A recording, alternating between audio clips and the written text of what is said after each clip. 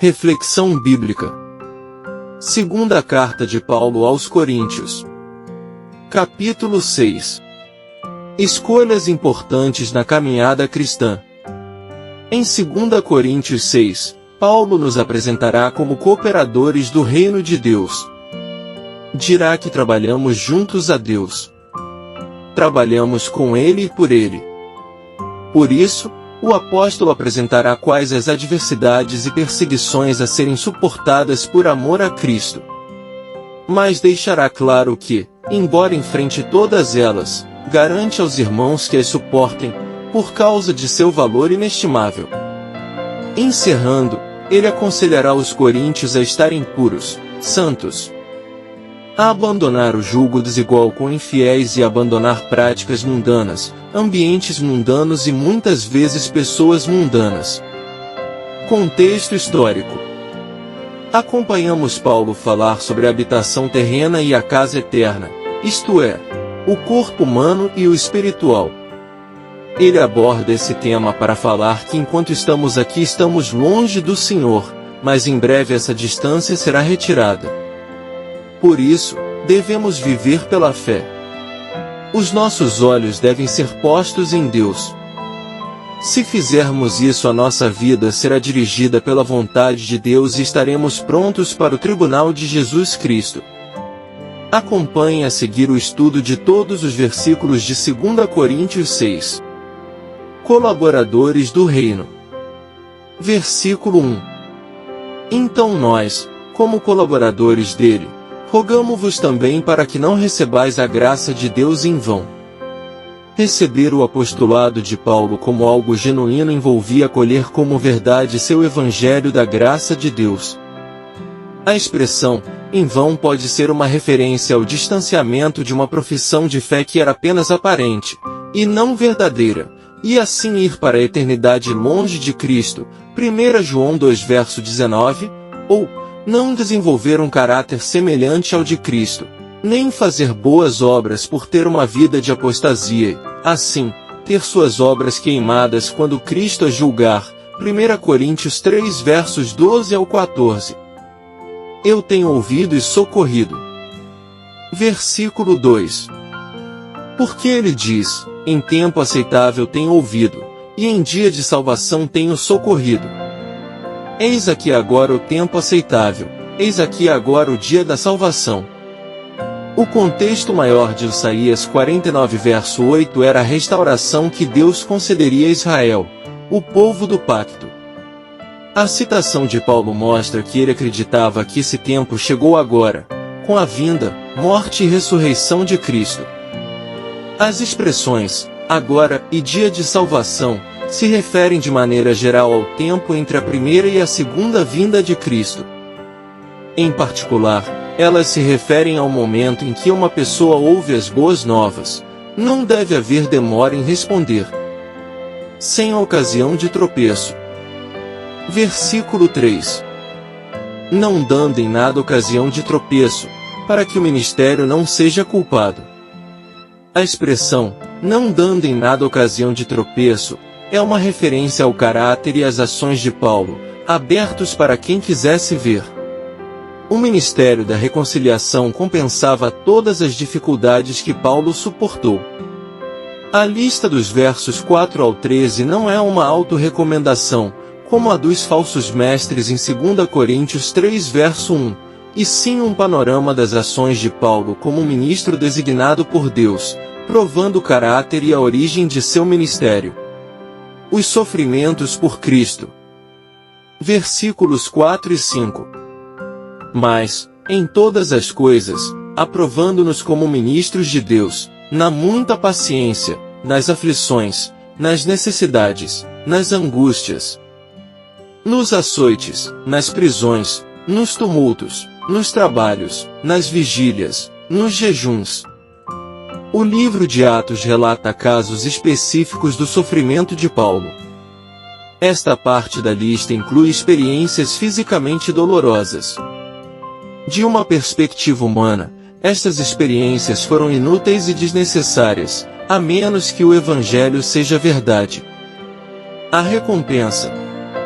Versículos 6 e 7. Na pureza, no conhecimento, na longanimidade, na bondade, no Espírito Santo, no amor não fingido, na palavra da verdade, no poder de Deus, pela armadura da justiça, à direita e à esquerda. Esta parte da lista focaliza traços do caráter e realidades espirituais percebidas apenas com os olhos da fé. Sobre a armadura da justiça, ver Efésios 6 versos 10 ao 20 para uma discussão completa acerca da armadura espiritual. Tudo vem de Deus. Versículos 8 ao 10.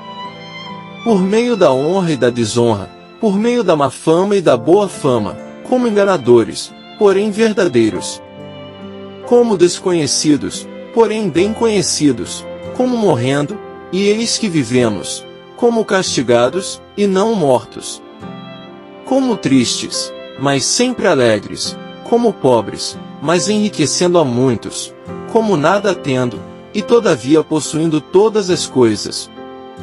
Estes versículos afirmam o paradoxo do verdadeiro ministério cristão melhor do que quaisquer outros.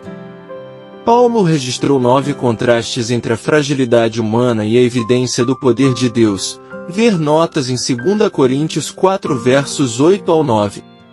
Ó vós, Coríntios. Versículo 11. Ó vós, Coríntios, a nossa boca está aberta para vós, o nosso coração está ampliado. A vida e o ensino de Paulo eram um livro aberto. Ele não tinha intenções ocultas. O amor sufocado. Versículos 12 e 13. Vós não estáis estreitados em nós, mas estáis estreitados nas vossas próprias entranhas. Ora, em recompensa disto, eu falo como a meus filhos, sejais vós também dilatados. Paulo notou que o problema no relacionamento vinha dos coríntios. Os falsos mestres sufocaram o amor dos coríntios por ele. Paulo desejava que eles fossem abertos e amorosos para com ele assim como o apóstolo fora para com eles, isto é, como um pai para com filhos desobedientes. Julgo desigual. Versículo 14. Não estejais unidos em julgo desigual com incrédulos, pois que companheirismo tem a justiça com a injustiça? E que comunhão tem a luz com as trevas? Julgo desigual com incrédulos se refere aos falsos apóstolos, a quem Paulo considerava servos de Satanás. A linguagem original retrata 2 animais diferentes arando um campo sob um mesmo jugo, Deuteronômio 22 verso 10. Em circunstâncias assim, não é possível alcançar o objetivo. Parceria, originalmente é traduzida como comunhão. Paulo enfatizou a incompatibilidade espiritual ressaltando a impossibilidade de existir luz e trevas ao mesmo tempo e, no verso 15, a impossibilidade de Cristo e Satanás serem amigos. Não pode haver mistura. Versículo 15. E que harmonia há entre Cristo e Belial? Ou que parte tem o crente com o infiel? Belial é um termo hebraico encontrado na expressão do Antigo Testamento, filhos de Belial. Templos do Deus vivo. Versículo 16.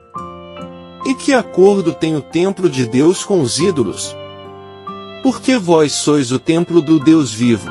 Como Deus disse, eu habitarei neles e andarei entre eles, e eu serei o seu Deus, e eles serão o meu povo. Templo do Deus vivo aponta para a existência conjunta da congregação local, ou do corpo de Cristo como um todo, e não para a existência individual. Para isso, ver 1 Coríntios 6 verso 19. Paulo tinha em mente os cristãos, e não edifícios literais, 1 Pedro 2 verso 5. Saiam do meio deles. Versículos 17 e 18. Portanto, saí do meio deles, e separai-vos, diz o Senhor. E não toqueis em coisa imunda, e eu vos receberei.